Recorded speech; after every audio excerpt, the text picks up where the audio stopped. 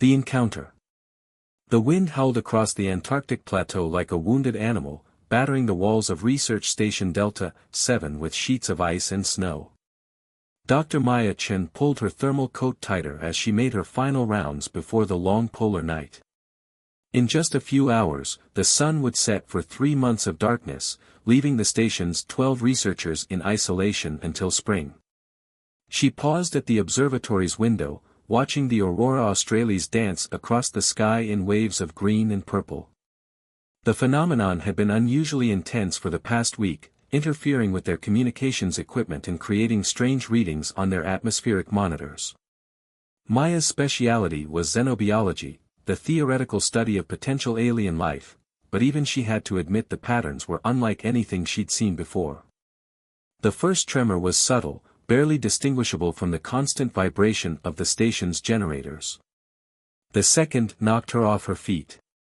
As she scrambled up, the observatory's sensors erupted in a cacophony of alarms. Through the reinforced windows, she watched a streak of silver tear through the aurora, leaving a trail of ghostly fire in its wake. The object, far too controlled in its descent to be a meteor, disappeared behind a ridge of ice 2 kilometers from the station. Protocol dictated that she alert the station commander immediately. Protocol also dictated that no one leave the station during the beginning of polar night. But Maya had spent her entire career waiting for a moment like this, and she knew that whatever had crashed would be buried under tons of snow within hours.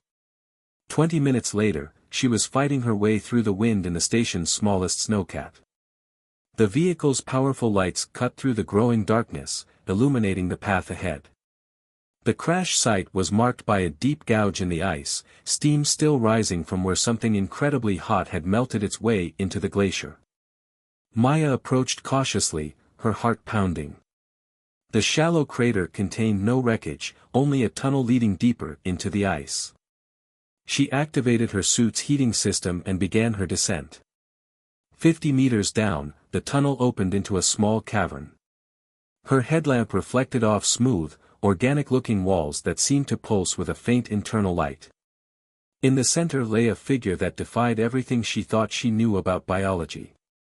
It appeared humanoid, but its skin was translucent, showing swirling patterns of light that grew steadily dimmer as she watched.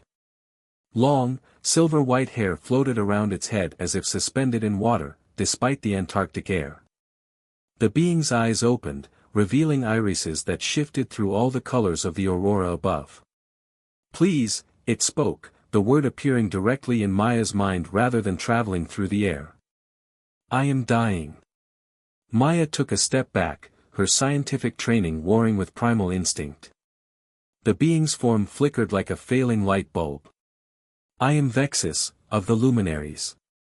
We are not conquerors or destroyers. We are guardians, and I carry a warning your people must hear." Another flicker, longer this time. "But I have spent too much energy in the crash. Without a transfer of life force, I will not survive to deliver my message." Maya's mind raced through the implications. Life force? You mean like the stories of vampires? A weak laugh echoed in her thoughts. Your legends of blood drinkers, they came from ancient encounters with my kind. We do not need blood itself, but rather the energy that flows through all living things. A small donation would sustain me, but the process, it creates a connection. Many would consider it too intimate to share with an unknown species. The scientist in Maya catalogued the possibilities: first contact, proof of alien life, advanced knowledge. The human in her recognized the fear in Vexus's dimming eyes, a fear that transcended species. Both parts of her knew that this moment would change everything. "If I help you," Maya said, her voice steady despite her racing heart, "do you swear to explain everything? About what you are, why you're here, and what this warning is?" "By the light of the first star, I swear." Vexus's form flickered again, barely maintaining cohesion. Maya took a deep breath and stepped forward, pushing up her sleeve. "Then tell me what to do." Vexus's eyes widened in surprise, then softened with gratitude. "You must understand, once begun, the process creates a bond that cannot be broken until the transfer is complete. It will weaken you, perhaps significantly. I understand. Maya knelt beside the alien being. But something tells me you're worth the risk. As Vexus reached out with a hand that seemed made of living light, Maya reflected that her entire career had been spent theorizing about first contact. Now, in the depths of the Antarctic ice, she was about to experience it in the most intimate way possible. The moment Vexus's fingers touched her skin, Maya gasped as warmth flowed through her body, carrying with it fragments of memories that were not her own, vast crystal cities among the stars, battles against creatures of living darkness, and an overwhelming sense of purpose. The bond was formed, and there would be no going back for either of them. The price of trust. The transfer of life force felt like liquid starlight flowing through Maya's veins. Time lost meaning in the ice cavern as memories and sensations that weren't her own cascaded through her consciousness. She saw vast nebulae through Vexus's eyes, felt the thrill of sailing between stars on wings of pure energy, and experienced the crushing despair of watching entire civilizations fall to an unstoppable darkness. Enough, Vexus's voice echoed in her mind, breaking the connection. The alien's form had solidified, the swirling lights beneath her translucent skin now pulsing with steady rhythm. You've given more than required. Any more would risk your health. Maya slumped back against the cavern wall, her body trembling with exhaustion. The room spun slightly, but her mind felt more alive than ever. Those memories I saw, they were yours. The bond shares more than just energy. Vexus moved with liquid grace, helping Maya sit more comfortably. It creates a bridge between minds. Even now, I can sense your curiosity warring with your fatigue, your excitement battling your natural caution. Then you know I have about 1,000 questions. Maya managed a weak smile. Starting with why the most advanced being I've ever encountered crashed near an Antarctic research station. Vexus's color shifted to a deeper blue, which Maya somehow knew indicated serious concern. I was pursued. The Void Hunters have finally found your solar system, and I was trying to reach Earth's authorities before they arrived. My ship was damaged in the battle above your atmosphere. Void Hunters. The name sent a chill through Maya that had nothing to do with the Antarctic cold. They are. Vexus paused, her lights pulsing erratically. It would be easier to show you. She reached out, touching Maya's temple with gossamer fingers. The vision slammed into Maya's mind with the force of a tidal wave. She saw massive shapes moving between stars, darker than the void itself, consuming light and life with equal hunger. Worlds withered in their wake, civilizations crumbled, and the very fabric of space seemed to decay where they passed. They feed on entire species, Vexus explained as Maya gasped for breath. Not just their bodies, but their potential, their future, their very essence. My people, the luminaries, have fought them for millennia, trying to protect younger races until they can evolve enough to defend themselves. And now they're coming here. To Earth? Maya struggled to stand, but her legs wouldn't cooperate. The life force transfer had taken more from her than she'd realized. Yes. But your people have something unique, something that might turn the tide. Vexus's eyes swirled with rapid color changes. Human life force is different. More potent, more adaptable than any species we've encountered. That's why the transfer affected you so strongly, and why I can share so much through our bond. Maya was about to respond when her radio crackled to life. Dr. Chen. Commander Garcia's voice was tight with concern. You need to return to the station immediately. We're picking up massive gravitational anomalies in high orbit, and all communication with the outside world just went dark. Vexus's form flickered with alarm.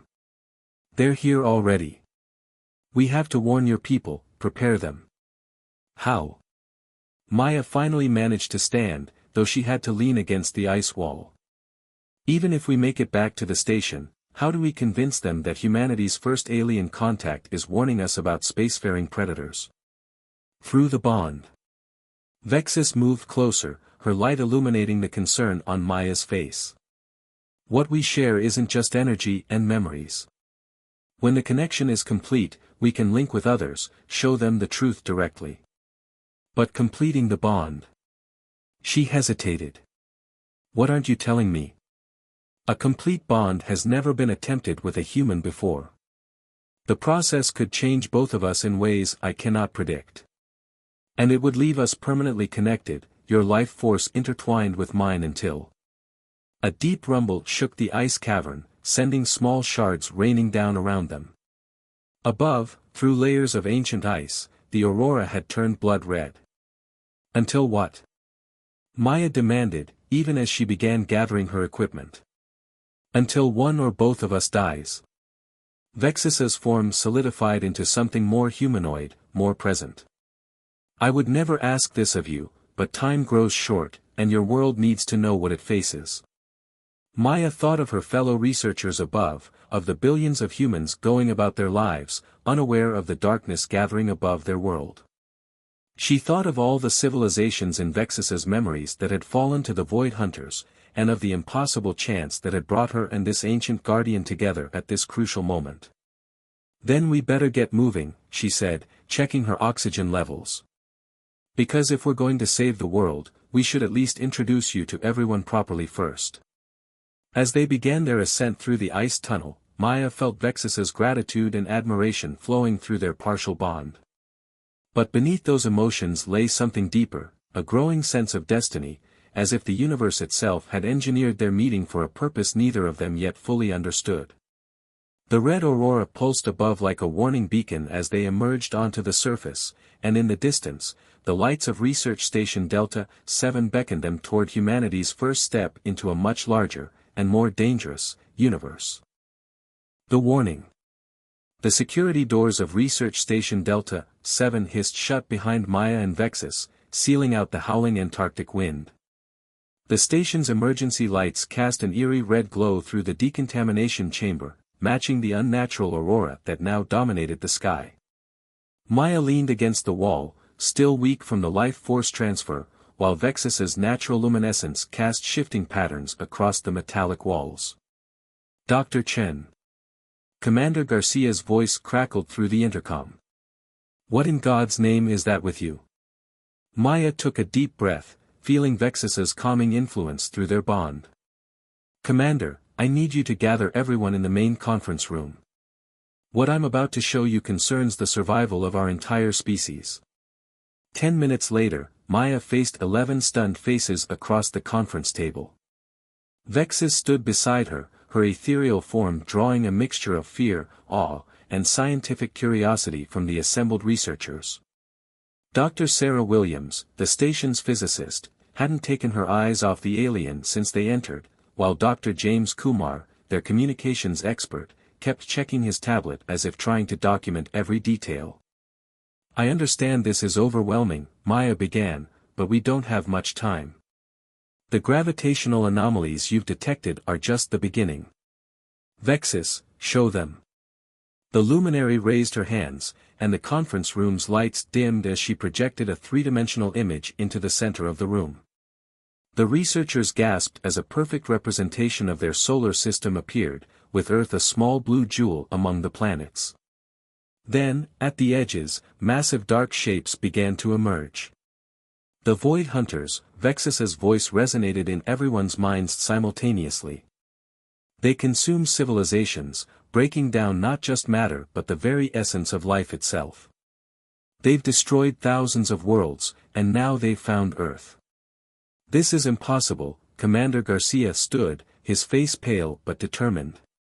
Even if we accept that you're really an alien, how can we possibly believe? Maya stepped forward, swaying slightly. Let us show you. She reached for Vexus's hand, and their partially completed bond flared to life. The room filled with memories, not just Vexus's now, but Maya's experiences of the initial contact merged with them, creating a visceral tapestry of truth that no one could deny. The researchers witnessed worlds burning, saw the Void Hunter's devastation through Vexus's ancient eyes, and felt Maya's absolute certainty in their shared purpose. When the vision ended, Dr. Williams was the first to speak. The atmospheric interference, the communications blackout, it all fits. They're already starting to affect our technology, aren't they? Vexus nodded, her form flickering with concern. They disrupt everything they touch. Soon, they'll begin feeding on your world's electromagnetic field. After that, they'll start consuming organic matter. How do we stop them? Commander Garcia's skepticism had been replaced with grim determination. There's a way, Maya said, sharing a meaningful look with Vexus. But it requires something unprecedented. The luminaries have protected other worlds before, but humanity has something unique. Our life force is different, more potent. If Vexus and I complete our bond fully, we might be able to create a weapon against the Void Hunters. The risk, Vexus began, but Maya cut her off. Tell them everything. They deserve to know. The alien's lights pulsed with reluctance. A complete bond has never been attempted with a human. The energy transfer could be fatal to Dr. Chen, and even if she survives, we would remain permanently connected. More than that, the process might transform both of us into something entirely new. Something that has never existed before. The room erupted in protests and questions, but they were interrupted by a violent tremor that shook the entire station. The lights flickered, and through the reinforced windows, they could see the red aurora beginning to tear apart, revealing patches of absolute darkness between the lights. Dr. Kumar's tablet suddenly came to life. I'm receiving fragments of transmissions from around the world. Similar phenomena are being reported globally. Military forces are mobilizing, but conventional weapons are having no effect. Commander Garcia turned to Maya and Vexus. How long do we have? Hours, maybe less, Vexus replied. They're moving faster than I've ever seen them move before. Something about Earth is drawing them in with incredible force. Maya felt a wave of dizziness and grabbed the table for support. Through their bond, she sensed Vexus's growing concern. The initial life force transfer had taken more from her than she'd realized, and now time was running out for both them and Earth. Commander, Maya straightened with effort, I need access to the station's backup generator. If we're going to attempt a complete bond, we'll need all the power we can get to stabilize the process. Garcia studied her face for a long moment, then nodded sharply. Dr. Williams, help them set up whatever they need. Kumar, keep monitoring those transmissions. Everyone else, prepare for possible evacuation. If this doesn't work. He didn't need to finish the sentence. Through the windows, the darkness between the aurora's remnants was growing, spreading like ink through water. Soon, it would reach the surface, and Earth's last chance would rest on the shoulders of a weakened xenobiologist and an alien being who had crashed into her life less than 2 hours ago. As the team sprung into action, Maya felt Vexus's consciousness brush against her own. In the privacy of their shared thoughts, the luminary's concern flowed freely. You're already weaker than you should be. A complete bond in this state could kill me, Maya finished. But if we don't try, everyone dies anyway. She managed a small smile. Besides, I haven't finished asking you my 1,000 questions yet. Vexus's form brightened slightly, but her worry remained evident. As they followed Dr. Williams toward the generator room, Maya caught glimpses of memories that weren't her own, other beings Vexus had bonded with over her long life, other worlds she had tried to save. Some had survived. Many hadn't. But never had the stakes been quite this high, and never had she formed a connection quite like this one. Above them, the sky continued to darken, and the countdown to humanity's final test had begun. The sacrifice. The generator room hummed with power as Dr. Williams made the final adjustments to the station's systems. Maya sat in the center of a hastily constructed array of monitoring equipment, her breath forming small clouds in the increasingly cold air. Through their partial bond, she could feel Vexus's growing anxiety as the luminary helped position sensor nodes around the room. The Void Hunters are accelerating their approach, Dr. Kumar's voice crackled through the intercom.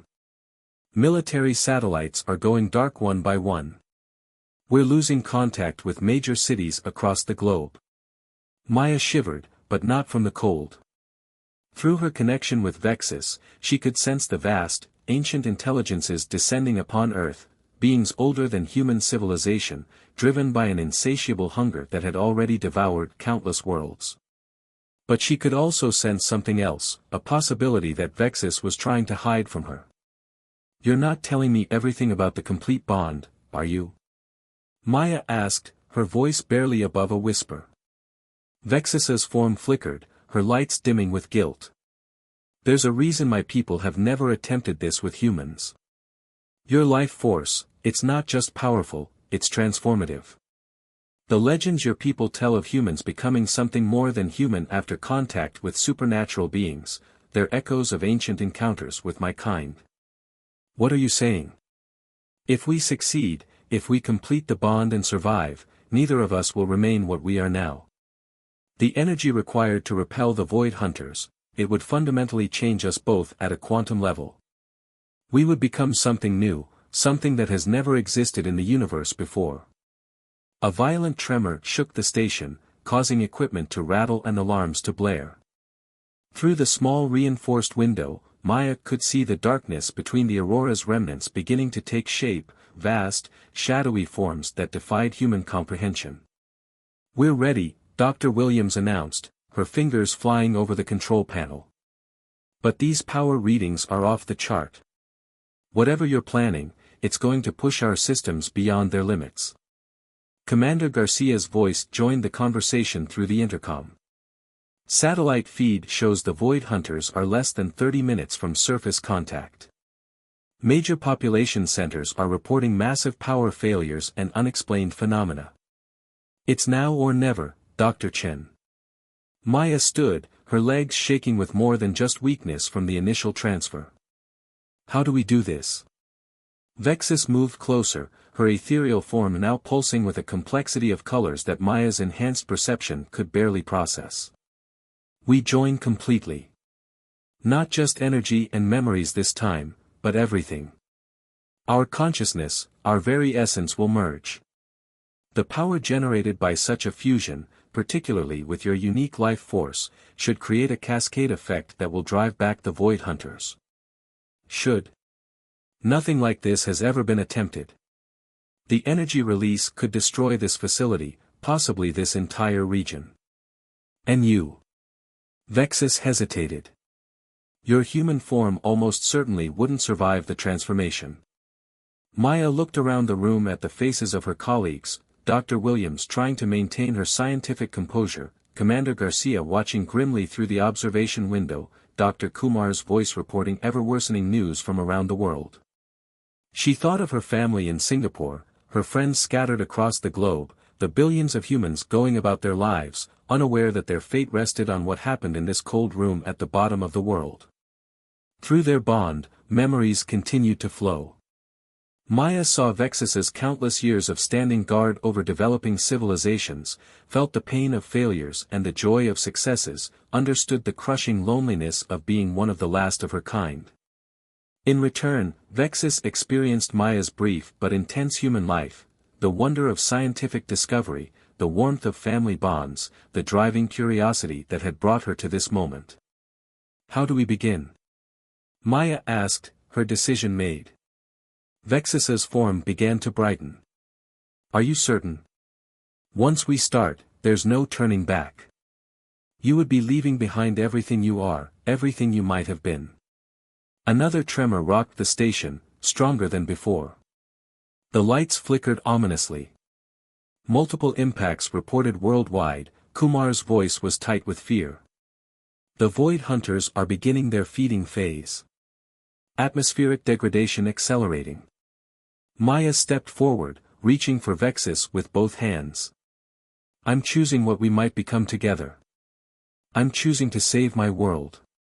She managed a smile. Besides, what scientist could resist the chance to become an entirely new form of life? Vexus's surprise and admiration flowed through their bond, along with a deeper emotion that defied easy classification. The luminary's form expanded, becoming a swirling vortex of light and energy that began to envelop Maya. "Dr. Williams," Maya called out, her voice already beginning to change, "start the power sequence." The generator's hum rose to a roar as Vexus's essence merged with Maya's. The sensation was beyond anything human language could describe. Every atom of her being seemed to dissolve and reconstruct itself simultaneously. She was aware of her human body beginning to transform, becoming something luminous and infinite. Vexus's consciousness intertwined with her own until she couldn't tell where one ended and the other began. Through the window, Commander Garcia watched in awe as the two beings became a pillar of light that reached toward the ceiling.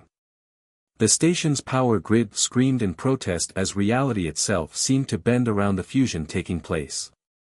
And high above, the Void Hunters sensed something new entering the universe, something born from the merger of the very old and the very young, something that shone with a light they had never encountered before. For the first time in their ancient existence, they felt something akin to fear. The transformation was almost complete, and the final battle for Earth was about to begin. The rebirth. The being that had once been Maya Chen and Vexus rose through the shattered remains of Research Station Delta 7's roof, a column of living light that illuminated the Antarctic darkness for hundreds of kilometers. They were no longer two separate entities but something entirely new, a fusion of human determination and ancient knowledge, of scientific curiosity and cosmic power. Through their merged consciousness, they perceived reality on multiple levels simultaneously. They saw the quantum dance of subatomic particles and the vast movements of galaxies. They felt the pulse of every living thing on Earth, from the smallest bacteria to the largest whale, all connected in an intricate web of life force that the Void Hunters threatened to destroy. The Void Hunters themselves hung in the upper atmosphere like tears in the fabric of reality, their enormous forms defying conventional physics. Through their new perceptions, Maya/Vexus understood them fully for the first time, ancient entities born in the dying moments of the universe that preceded this one, driven by an eternal hunger that no amount of consumption could ever satisfy. They can be healed, the merged being realized, their shared voice resonating through the minds of every human within a 1,000-mile radius. The truth became clear, the Void Hunters' hunger was not just destruction for destruction's sake, but a desperate attempt to fill an emptiness left by the death of their original universe. They reached out with their combined power, their light spreading through the atmosphere like an aurora that encompassed the entire planet. The Void Hunters recoiled, their darkness writhing against this new form of energy they couldn't consume or corrupt. This light carried within it something they had never encountered, the regenerative power of human life force combined with the ancient wisdom of the luminaries. Dr. Williams, watching from the remains of the generator room, recorded unprecedented energy readings as the battle unfolded in the sky above. The merged being that had once been her colleague was generating more power than 1,000 nuclear reactors, but instead of destruction, this energy carried within it the potential for transformation. Around the world, humans stood in awe as the sky itself seemed to come alive. The Void Hunters' darkness was being pushed back, not by violence, but by a light that offered healing instead of destruction. Through their worldwide network of borrowed satellites and communications equipment, Dr. Kumar and his team broadcast what was happening to every corner of the globe.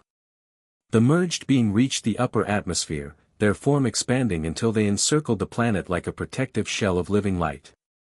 They offered the Void Hunters a choice: continue their eternal consumption and face obliteration, or accept transformation and find a new purpose in this universe. For beings that had known only hunger for eons, the decision was not immediate. But the light contained something they had never experienced before: hope. One by one, the Void Hunters surrendered to the transformation. Their darkness began to shift, becoming translucent, then luminescent, as they were reformed into something new. The process took hours, during which humanity held its collective breath. Military forces stood down as they realized conventional weapons were meaningless in this conflict. Scientists across the globe gathered data that would revolutionize their understanding of physics, biology, and the nature of life itself. Religious leaders struggled to interpret what they were witnessing, as ancient prophecies seemed to unfold in unexpected ways.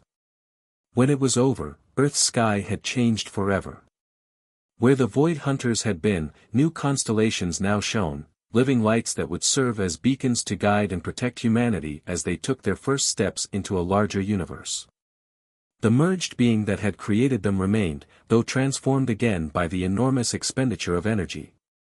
They descended to the Antarctic surface, their light condensing into a more focused form.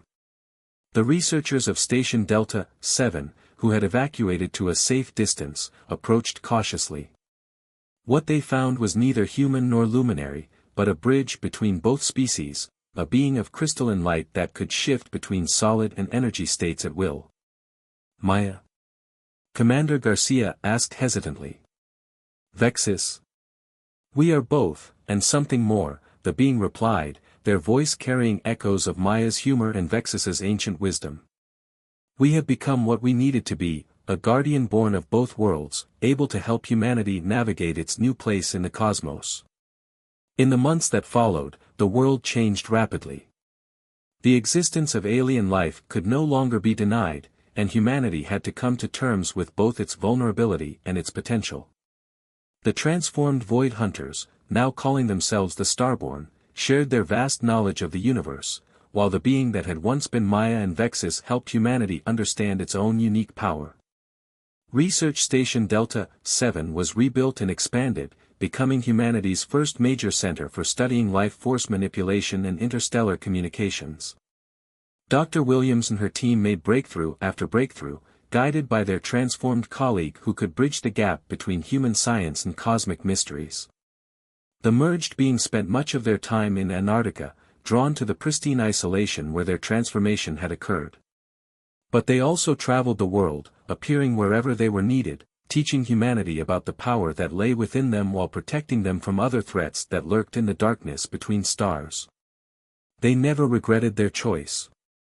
The sacrifice of their former selves had given birth to something greater, not just a new form of life, but a new way of existing that combined the best of both species.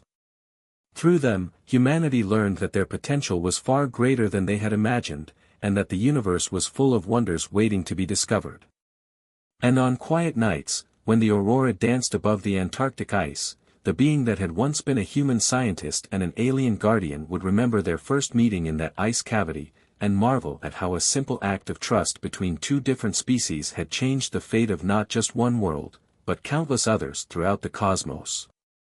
Their story became legend, told and retold across generations and eventually across worlds, a tale of sacrifice, transformation, and the power of choosing to become something new together rather than perish alone. But more than that, it became a reminder that in the vast darkness of space, the greatest power was not the ability to destroy, but the courage to trust, to change, and to heal.